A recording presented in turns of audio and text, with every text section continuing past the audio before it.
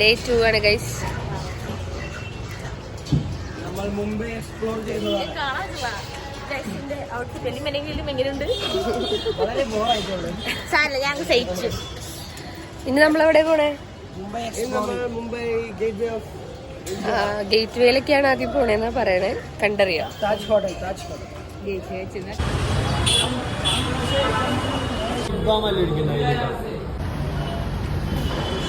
പുതിയ ഇത് കാണിക്കോ? പക്ഷെ ഇന്നലെ താഴെ വീണ് കല്ല് പോയി. ഇന്നലെ ഒട്ടിച്ചുള്ളൂ ഗൈസ്. അപ്പത്തേക്ക് കല്ല് പോയി. പൈസ ഉള്ളവർക്ക് എന്താവല്ലോ അല്ല അന്മിനെ. ഇതൊക്കെ വ്ളോഗിലിടാതിരിക്കുന്നത് നമുക്ക് നല്ലത്. നമ്മളിങ്ങനെയൊക്കെ അനുഭവിച്ചിട്ടാണ് ഇത്രയും ട്രിപ്പ് എൻജോയ് ചെയ്തെന്ന് എല്ലാവരും അറിയണം. ഇത്രയും താഴത്തെ കാണിക്കണോ നടപടിയാവോ?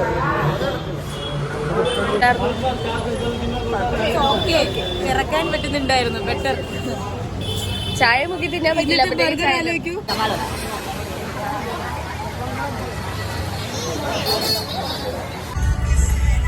നമ്മള് കാറിലാണ് പോണത്. പക്ഷെ അൺഫോർച്ചുനേറ്റ്ലി നമുക്ക് കൊട നിർത്തിവെക്കേണ്ട ആവശ്യമില്ല.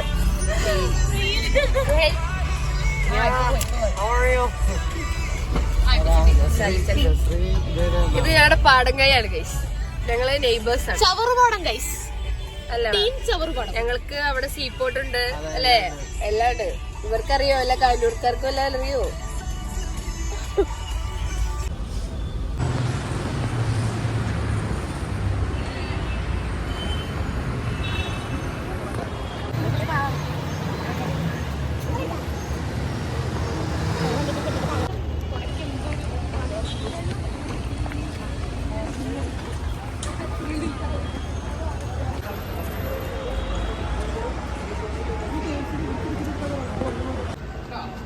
എല്ലാവരും 100 രൂപയുടെ കണ്ണട വെച്ചു. അശ്വതിയുടെ കണ്ണട എനിക്ക് പറ്റിക്കപ്പെട്ടില്ല. കൊച്ചി പിന്നെ 40 രൂപ കണ്ണട എനിക്ക്.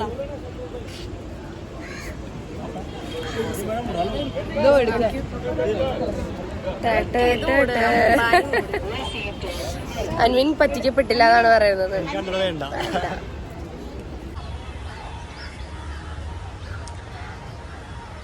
മുംബൈയിലെ മ്യൂസിയം എക്സ്പ്ലോർ ചെയ്യാൻ വന്നേക്കാണ്. അശ്വതിയുടെ ഔട്ട്ഫിറ്റ് നോക്കൂ ഗൈസ്.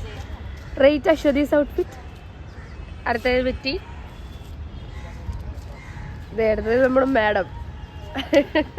ഓഹോ നല്ല രസമുണ്ട് ഗൈസ് ഇങ്ങനെ നടക്കാൻ.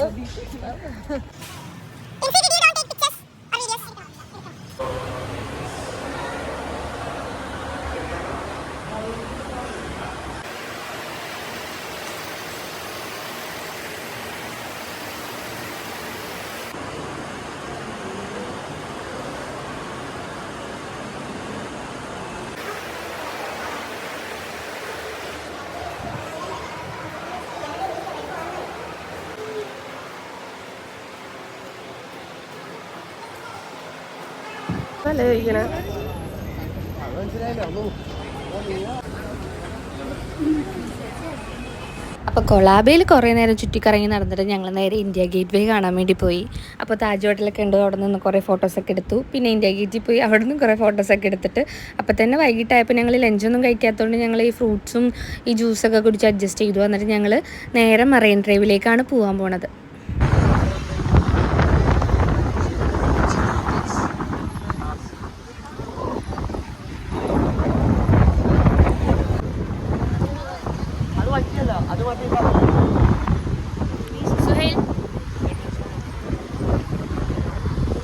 ഇതൊക്കെ വേറെ ആരോട്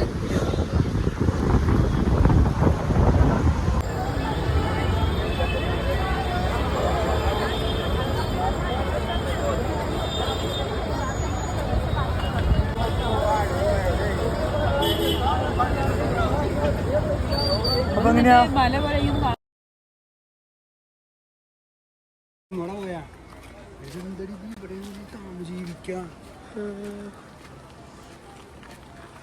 മുംബൈയിലെ ബ്ലാക്ക് മാർക്കറ്റിൽ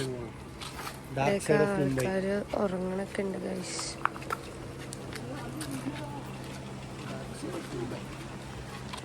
മുംബൈയിൽ ഇങ്ങനെ കുറച്ച് മനുഷ്യർ ജീവിക്കുന്നുണ്ട്. അതെ, അംബാനി മാത്രമല്ല മുംബൈയിൽ. അംബാനിക്ക് വരെയൊക്കെ ഒന്ന് സഹായിച്ചൂടെ? അതെ. Last day of Mumbai. Last day അല്ല, last few hours in Mumbai. Kannada വന്നു. ഓവറാണോ ഗൈസ്? കുറച്ച് ഓവറായില്ലേ? എല്ലാവരും ശ്രദ്ധിക്കും.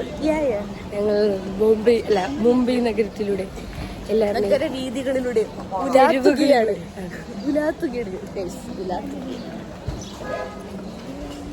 ആകെ സൈഡിലൊരു ലോറി മാത്രം കാണുന്നുണ്ട്. അവര് ചോദിക്കട്ടെ ഏത് സൈഡ്. അങ്ങനെ ഞങ്ങൾ ഷോപ്പിങ്ങിന് വേണ്ടി ബാന്ദ്രയിലേക്കാണ് പോയത്. പക്ഷെ ആ വീഡിയോസും ക്ലിപ്സൊന്നും അധികം എടുക്കാൻ പറ്റിയില്ല, കാരണം നല്ല റഷായിരുന്നു. പക്ഷേ ഒരു സത്യം എന്ന് പറഞ്ഞാൽ അവിടെ നിന്ന് ഒന്നും വാങ്ങാണ്ട് ഞങ്ങൾ തിരിച്ച് ഇതുപോലെ തന്നെ മസ്ജിദ് അലി റോഡിൽ വന്നു. അവിടെ നിന്നും മര്യാദക്ക് ഷോപ്പ് ചെയ്യാൻ പറ്റാണ്ട് ഞങ്ങൾ വേഗം 4:45 ഞങ്ങളുടെ ട്രെയിന് കയറേണ്ടി വന്നതാണ് ഞങ്ങളുടെ സത്യാവസ്ഥ. അപ്പോൾ കുറേയൊക്കെ എക്സ്പീരിയൻസും നല്ല മൊമെൻറ്റ്സും ഒന്നും ക്യാപ്ചർ ചെയ്യാൻ പറ്റിയിട്ടില്ല വ്ളോഗിൽ.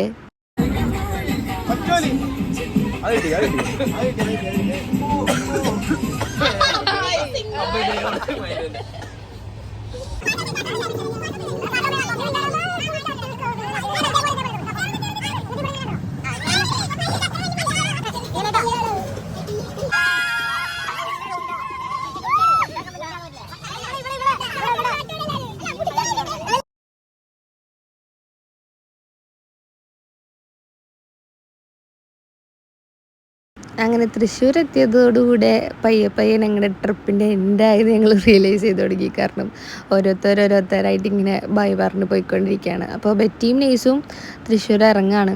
അപ്പോൾ ബാക്ക്ഗ്രൗണ്ടിൽ കുറേ പാട്ടൊക്കെ ഉണ്ട്, അതാണ് ഞാൻ വോയിസ് ഓവർ ചെയ്യണത്. പാട്ടൊക്കെ ഭയങ്കര എന്തോ ഇമോഷണൽ പോലെ നമ്മൾ ഇതാക്കിക്കൊണ്ടിരിക്കുകയായിരുന്നു. അങ്ങനെ ഞങ്ങൾക്ക് ശരിക്കും ആലുവയിൽ സ്റ്റോപ്പ് ഉണ്ടായിരുന്നില്ല. പക്ഷേ ആലുവയിൽ ട്രെയിൻ നിർത്തിയപ്പോൾ ഞങ്ങൾ ചാടി ഇറങ്ങി. അത് കഴിഞ്ഞ് ഞങ്ങൾ നേരെ ഫുഡ് കഴിക്കാൻ വേണ്ടി പോയി. അങ്ങനെ ഓരോ ഷവർമയും ഓരോ ലൈമൊക്കെ കഴിച്ചിട്ട് ഞങ്ങൾ ഓരോരുത്തരായിട്ട് പിരിഞ്ഞു ഗൈസ്. അങ്ങനെ ഞങ്ങളുടെ മുംബൈ വ്ളോഗും മുംബൈ മഹാരാഷ്ട്ര ട്രിപ്പ് ഇത്രയേ ഉണ്ടായിരുന്നുള്ളൂ.